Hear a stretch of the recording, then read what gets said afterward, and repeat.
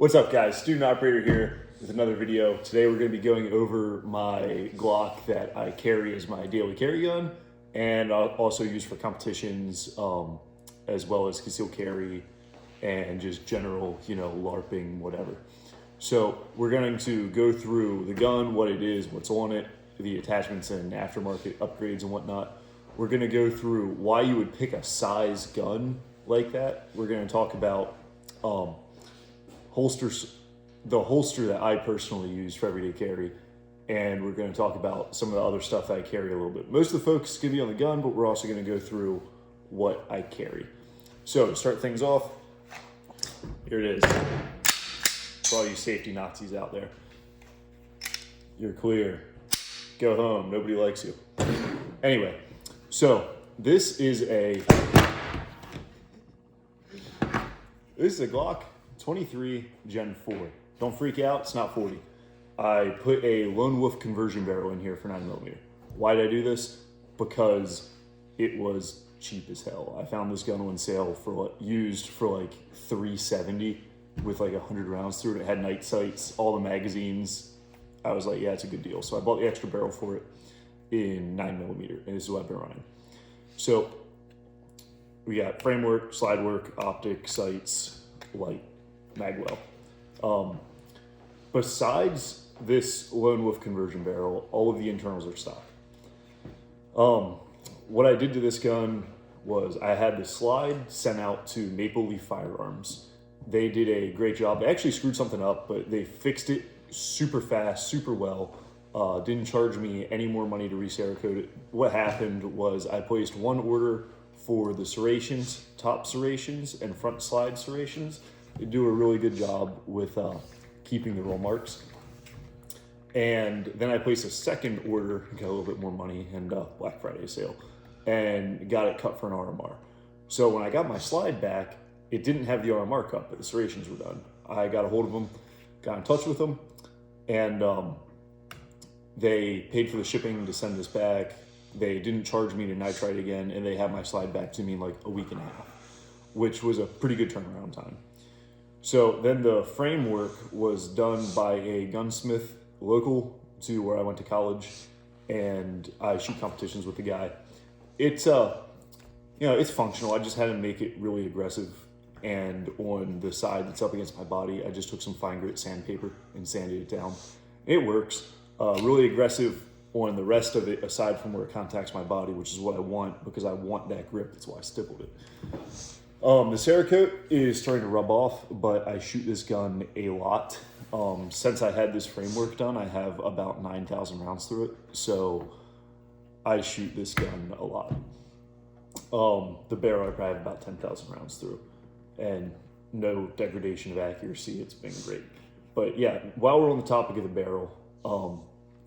barrel, it's eaten everything I've thrown at it pretty well, except for a couple of hand loads.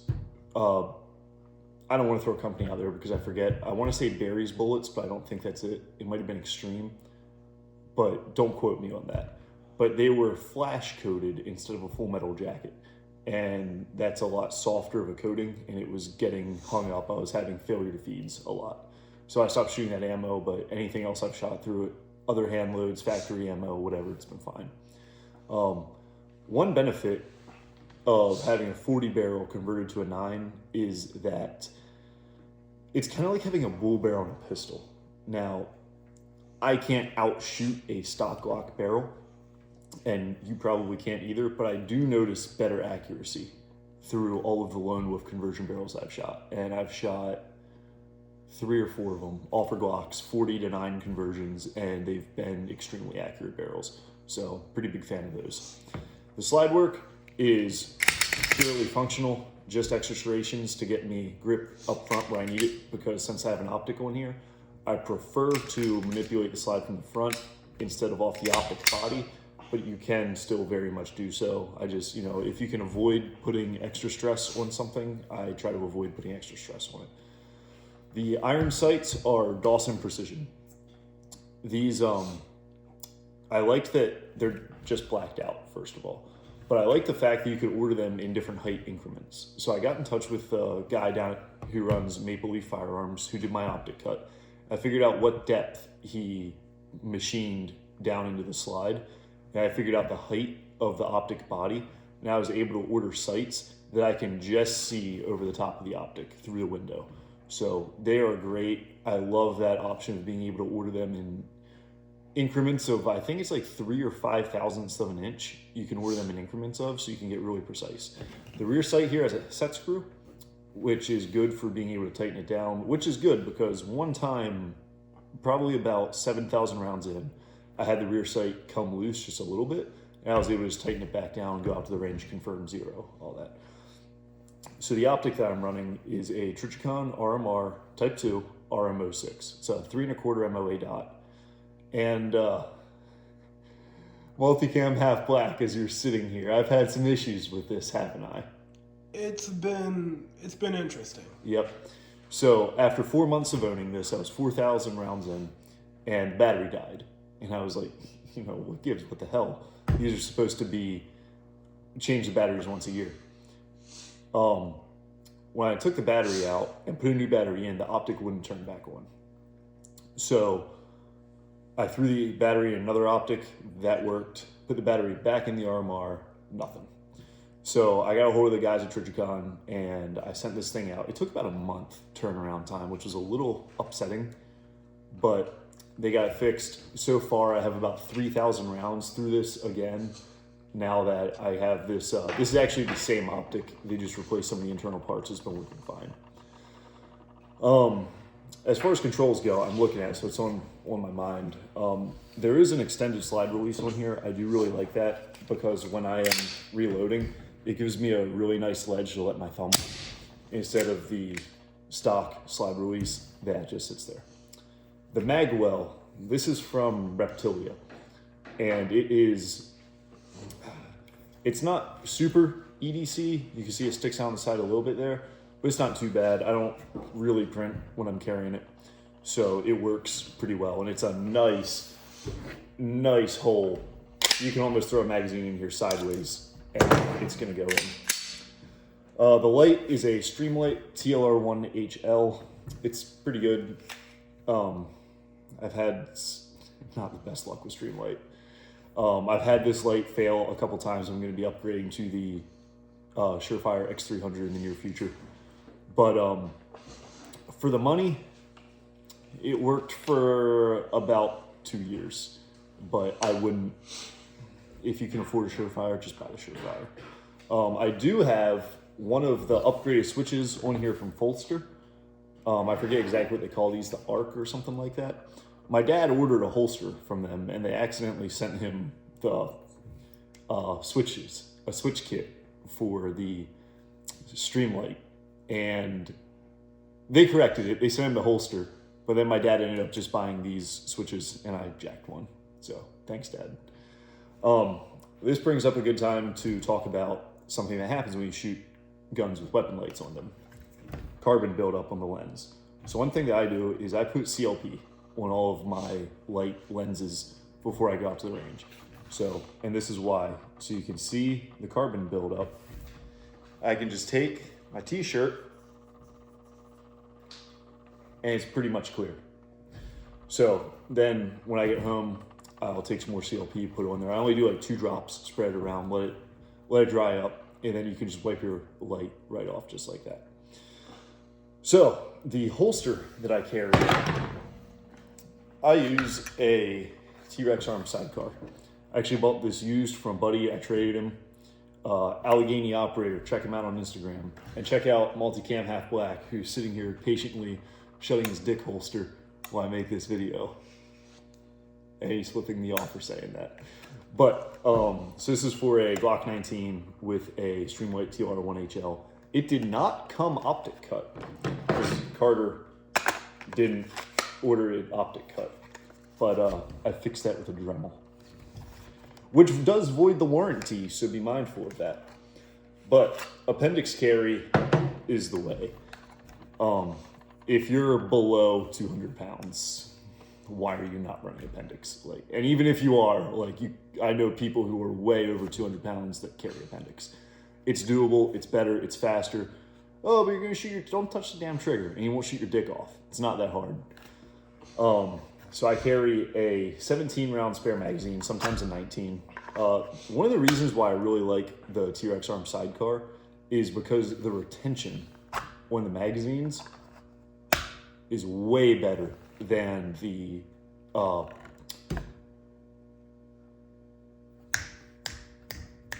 Tier 1 concealed. Actually, multicam half black, pass me yours over.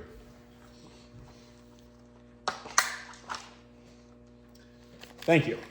So, this is his multicam black, because he's multicam half black, and lime green, which I constantly give him shit on because it looks terrible. But as an opinion, or as a comparison, you can, if you listen, this magazine, when you put it in, it has no click. T-Rex Arm sidecar, you can hear it click. And that's one of the things I really love about the sidecar. The Tier 1 definitely does have some advantages, so we will go over that in a future video. I'll compare the two holsters directly.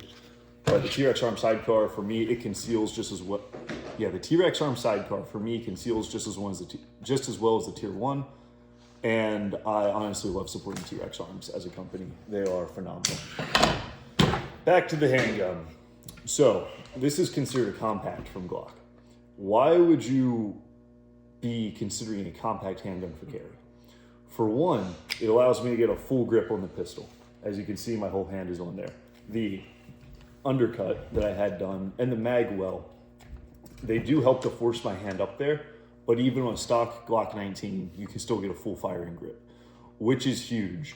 You're carrying a concealed carry gun to fight for your life with. Why would you not want a fighting pistol? I don't want something I can barely hold on to. This is actually my second Glock 19. I bought a stock Gen 4 when I turned 21. And honestly, I kind of have a hard time justifying buying a pistol other than a Glock 19 size. I mean, 17s are cool, but anything smaller than that, I kind of wonder why I would want to buy that. For me, this is small enough that I can definitely conceal it, even with all this fancy crap on it.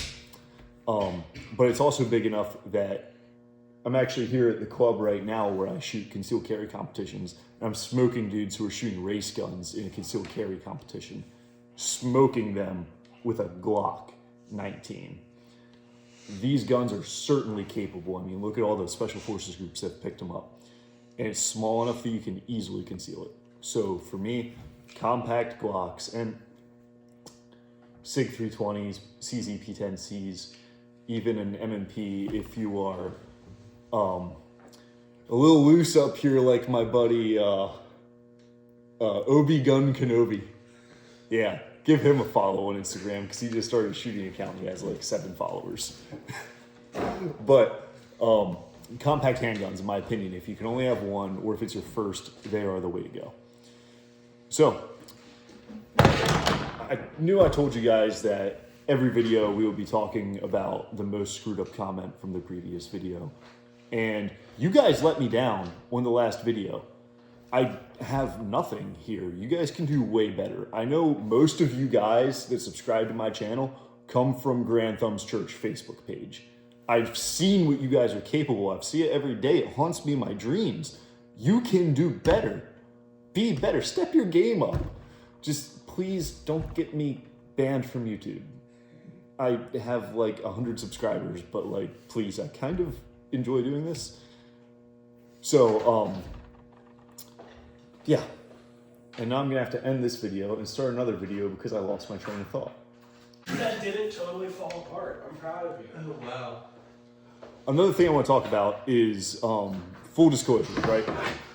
There's not a single thing on here that was given to me for free. Well, actually the Magwell, but that was a birthday present from a friend, not the company, so that does not count. So everything on the gun, everything I'm using in the video is bought with my own money. There is no conflict of interest with any other companies giving me free stuff, any ammo, nothing like that. It's like 10,000 rounds of my own ammo. So I just want you guys to be aware that there are no biases or anything like that. Everything was paid for by me, abused by me. And if you don't believe I abuse it, I abuse it. So the other things I carry on a daily basis, my phone, which I'm currently filming with, iPhone 11 Pro. Spyderco Enduro 4. I've had this knife for a few years. There's better out there. I'm looking to pick up a Spyderco Paramilitary 2 sometime in the near future. Keys, wallet in the car, and then cat tourniquet and a Streamlight. Which model is this? This is the 2LX. This is like the only Streamlight I've had in I don't even know how long that hasn't failed me, and I'd like to replace that at some point in the future too. So, you guys have suffered through yet another one of Student Operators videos on Instagram or YouTube. This is not Instagram, but follow me on Instagram at student_operator. But thanks for watching, guys. As always, leave a comment. Tell me what you liked. Tell me what you didn't like. If there's anything that you see me using or showing on Instagram that you guys want to see a video on, let me know, because I'm kind of almost starting to run out of ideas on what to make YouTube videos about. So, let me know down in the comments what you want to see and what I can do better with this channel besides my incoherent rambling. But please be patient. I have autism. All right, guys, take it easy.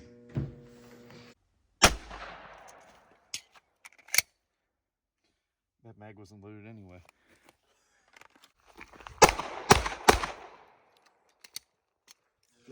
And a huge shout out to my brother and Multicam Half Black for sitting me here while I talk like an idiot for 20 minutes. Yeah. Anything you want to say to the camera? Your brain cells, dude. You're fucking gone, Brain man. cells.